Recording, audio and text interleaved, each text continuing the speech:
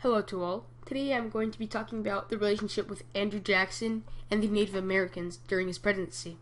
Now we know that Andrew Jackson had, a negative kind of meeting with these Indians, and he was involved in the Seminole and Black Hawk Wars. He was a major general in them. In fact, in the Battle of New Orleans, he massacred them along with the Indians.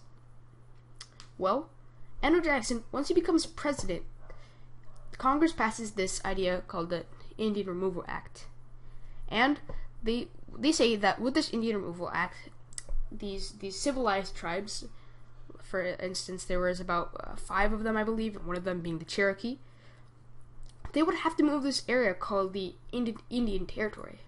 Let me write that in different colors, shall I? Indian Territory. While I'm writing down, not very legibly, I'm going to speak about what this Indian Territory was and the journey of what they had to face going to the Indian Territory. Now, for a brief history discussion, the Indian Removal Act stated that they should move to the Indian Territory, and in this journey, the Native Americans went to the Indian Territory. They suffered what was called a Trail of Tears. Historians like to call it the Trail of Tears, because ultimately, of the 16,000 that went, 1/4 of them died, and they died because of malnutrition, overwork, and there was unbearable weather and climates as they went to this Indian Territory, and that's ultimately depressing, in fact, of Andrew Jackson.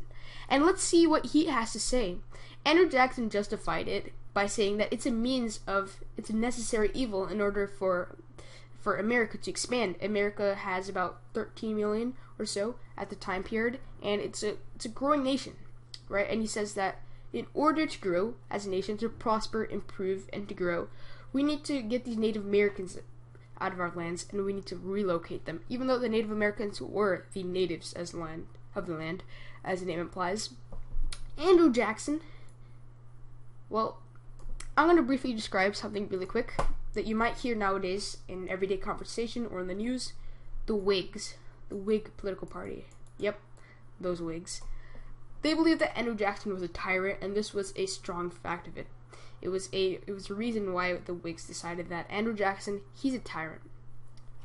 But before I leave you in this video, I want you to know that Andrew Jackson had negative impacts on these Native Americans.